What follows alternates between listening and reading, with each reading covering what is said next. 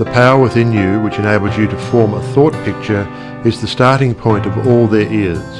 In its original state, it is the undifferentiated formless substance of life.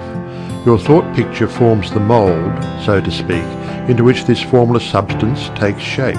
Visualizing, or mentally seeing things and conditions as you wish them to be, is the condensing, the specializing power in you that might be illustrated by the lens of a magic lantern.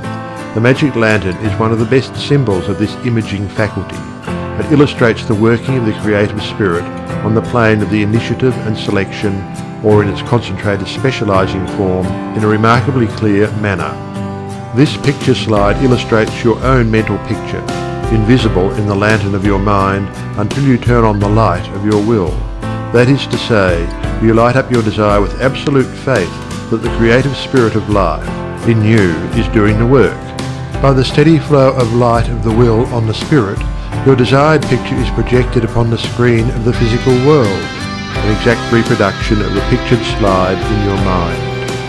Visualizing without a will sufficiently steady to inhibit every thought and feeling contrary to your picture would be as useless as a magic lantern without the light.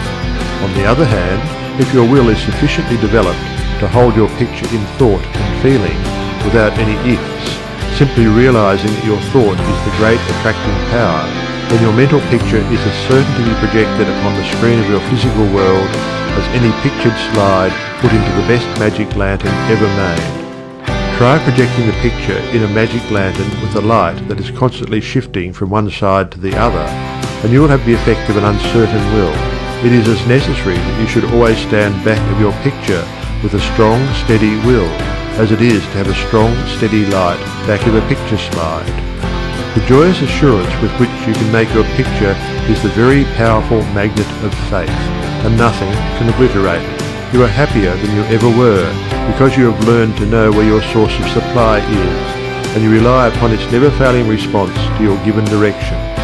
When all is said and done, happiness is the one thing which every human being wants, and the study of visualization enables you to get more out of life than you ever enjoyed before.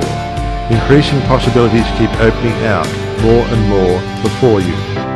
A businessman once told me that since practicing visualization and forming the habit of devoting a few minutes each day to thinking about his work as he desired it to be in a large, broad way, his business had more than doubled in 6 months.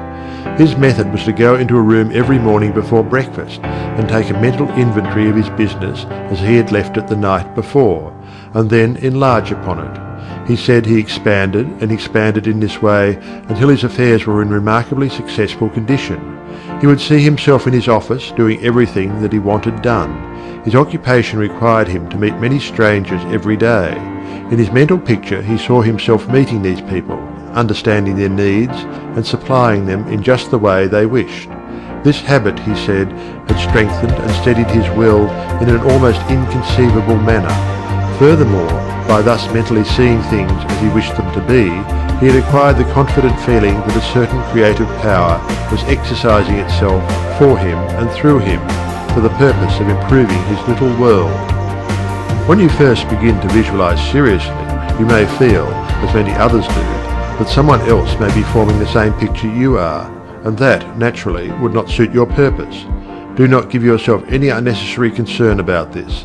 Simply try to realize that your picture is an orderly exercise of the universal creative power specifically applied.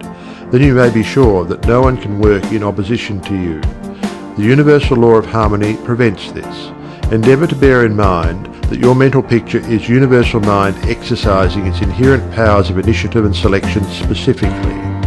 God, or universal mind, made man for the specific purpose of differentiating himself through him. Everything that is came into existence in the same way, by this self-same law of self-differentiation, and for the same purpose.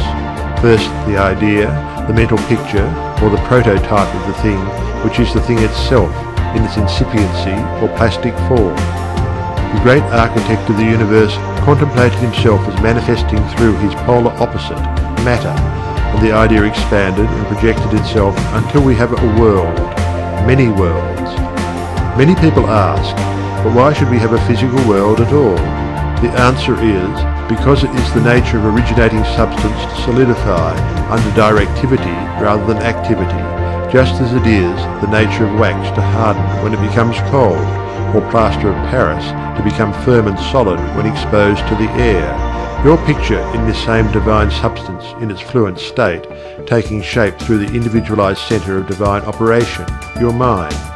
And there is no power to prevent this combination of spiritual substance from becoming physical form.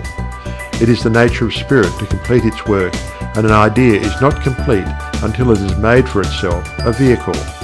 Nothing can prevent your picture from coming into concrete form except the same power which gave it birth, yourself. Suppose you wish to have a more orderly room. You look about your room and the idea of order suggests boxes, closets, shelves, hooks, and so forth. The box, the closet, the hooks, all are concrete ideas of order, vehicles through which order and harmony suggest themselves.